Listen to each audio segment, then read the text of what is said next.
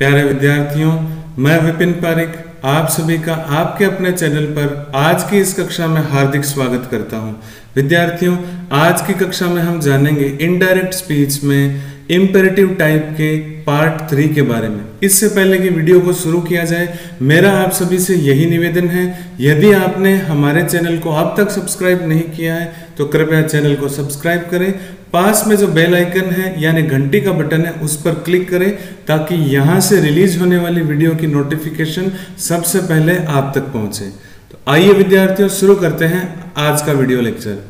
आज हम जानेंगे इनडायरेक्ट स्पीच के इंपेरेटिव टाइप 3 के वाक्यों के बारे में, जिसमें हम जानेंगे इनकी पहचान, इनके नियम और इनके विशेष बिंदुओं के बारे में।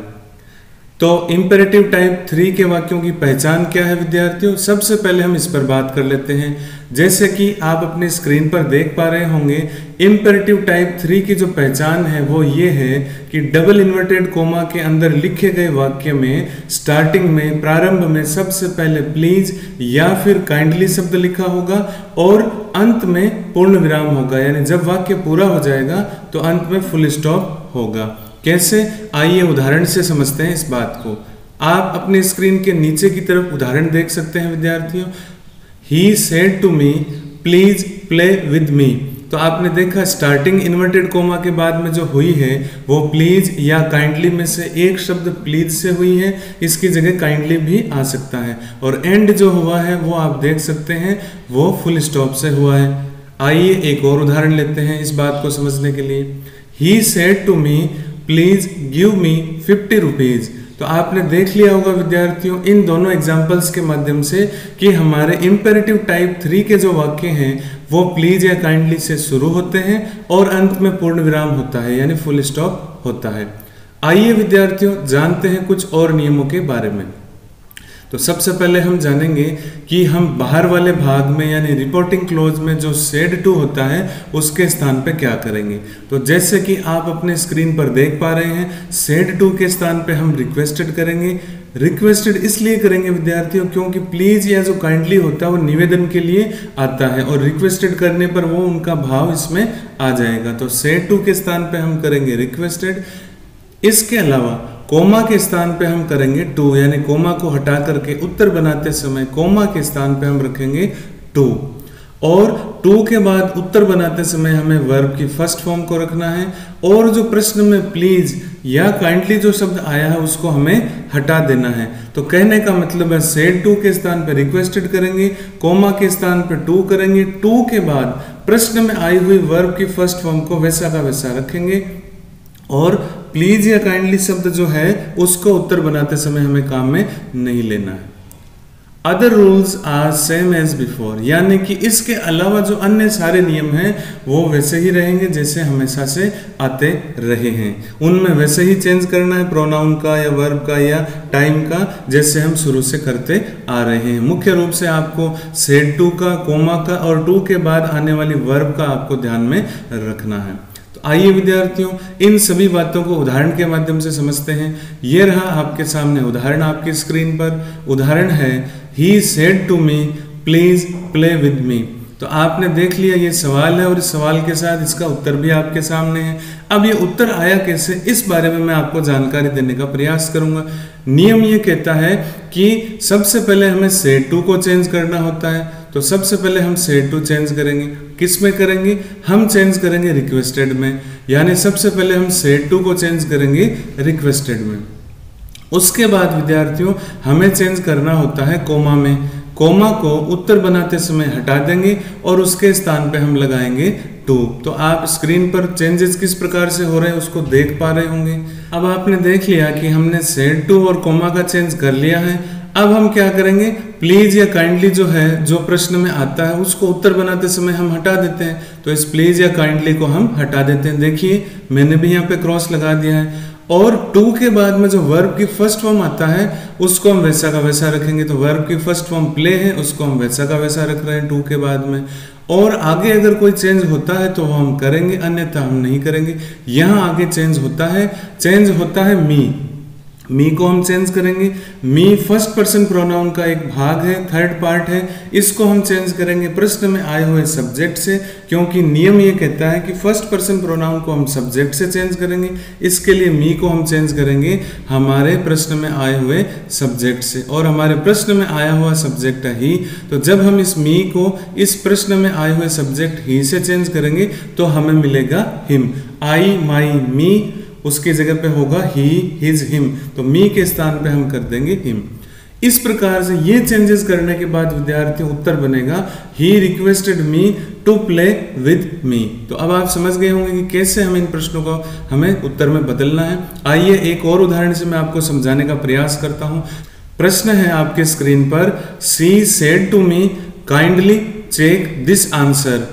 तो हमेशा की तरह हमें मुख्य रूप से 2 या 3 चेंजेस करने हैं। एक चेंज करना है सेड टू का, जो कि उत्तर में किया हुआ है रिक्वेस्टेड। एक चेंज किया जाएगा कोमा का, जो कि किया हुआ है नीचे के उत्तर में टू, और प्लीज या काइंडली जो आता है उसको हमें हटाना है। मेन वर्ब जो है, वर्ब की फर्स्ट फॉर्म जो है उसको हमें टू के बाद में रखना है। आगे के भाग में यदि चेंज होता है तो हमें करना है, अन्यथा हमें नहीं करना। आइए देखते हैं क्या क्या चेंज हो रहा है। सेड टू को हमें बदलना है रिक्वेस्टेड में। तीर के निशान से आप अलग अलग कलर्स में आप देख सकते हैं अपनी स्क्रीन पर, सेड टू को बदला गया है रिक्वेस्टेड में। इसी प्रकार से कोमा को बदला गया है टू में। प्लीज और काइंडली जो भी आता है उसको हम उत्तर में काम नहीं लेते, इसके लिए मैंने यहाँ पे काइंडली को क्रॉस किया है। और जो चेक है वो हमारे प्रश्न का फर्स्ट फॉर्म है, मेन वर्ब है, उसको हम टू के बाद में रखेंगे। फिर आगे का जो हिस्सा है जो पिंक कलर के बॉक्स में है दिस आंसर, उसमें से हमें दिस को चेंज करना पड़ेगा, क्योंकि दिस है वो टाइम टेबल से संबंधित है। तो दिस का हम करते हैं देट, इसलिए यहाँ पे हमने किया दिस आंसर के स्थान पे देट आंसर। अब आपका ये आंसर बनेगा इस प्रश्न का, she requested me to check that answer. तो मैं समझता हूं विद्यार्थियों इन दोनों एग्जाम्पल से आप अच्छी तरह ये बात समझ गए होंगे। आइए लेते हैं कुछ और एग्जाम्पल। ये देखिए आपके सामने, the student said to me please solve my problem.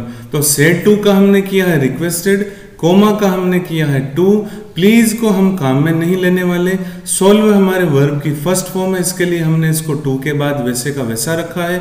और माई प्रॉब्लम के अंदर से माई जो है वो फर्स्ट पर्सन प्रोनाउन होने की वजह से हम सवाल के सब्जेक्ट द स्टूडेंट से इसको चेंज करेंगे। स्टूडेंट ही भी हो सकता है और सी भी हो सकता है, तो हमने माना है ही, तो आई, माई, ही, हिज, तो माई के स्थान पे हमने किया है ही।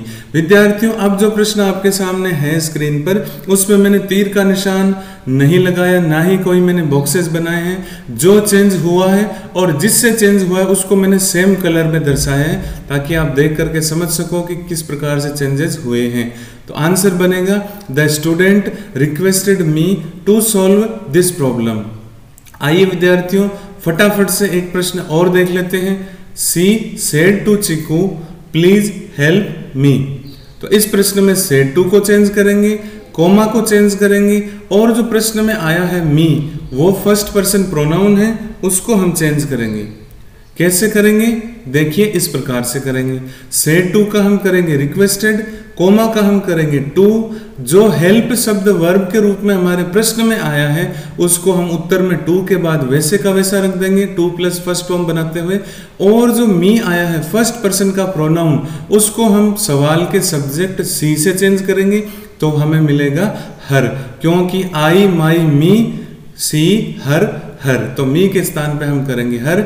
इस प्रकार से इस एग्जाम्पल का जो आंसर बनेगा वो बनेगा she requested Chiku to help her. तो अब आपके सामने विद्यार्थियों मैंने 4 एग्जाम्पल्स रखे। मैंने पूरा प्रयास किया कि आपको कम से कम समय में अच्छे से अच्छे तरीके से अधिक बढ़िया तरीके से आपको ये सवाल हल करने के तरीके को समझाया जाए। मुझे पूरी उम्मीद है आज के इस छोटे से वीडियो में इन चारों एग्जाम्पल्स की मदद से आप ये चेंज करना सीख गए होंगे। और अब आपके लिए यहाँ पे कुछ प्रैक्टिस क्वेश्चंस हैं, इसमें आप देख सकते हैं मैंने आपके सामने कुछ सवाल रखे हैं। आप इन सवालों को अपनी रफ कॉपी या रफ रजिस्टर में हल कीजिएगा। यदि कोई भी प्रकार की परेशानी आपको आती है तो आप निसंदेह कमेंट बॉक्स के माध्यम से या डिस्क्रिप्शन में दिए गए व्हाट्सएप नंबर पर आप संपर्क करके उस समस्या का समाधान पा सकते हैं। मुझे पूरी उम्मीद है कि आज के वीडियो को अगर आपने ध्यान से देखा है, मुझे ध्यान से सुना है, तो निसंदेह आपको आज के इस टॉपिक में जो प्लीज काइंडली वाले सेंटेंसेस के चेंजेस हैं वो करना आ गया होगा। तो मैं समझता हूं आज का वीडियो आप अच्छे से देखे होंगे और आपने इसको एंजॉय भी किया होगा। मिलते हैं कल। आज के लिए फिलहाल इतना ही, मुझे दीजिए इजाजत। कल फिर मिलेंगे एक नए वीडियो के साथ, एक नए इनडायरेक्ट स्पीच के टॉपिक के साथ। तब तक के लिए आप सभी का अनेक अनेक धन्यवाद। जय हिंद, जय भारत।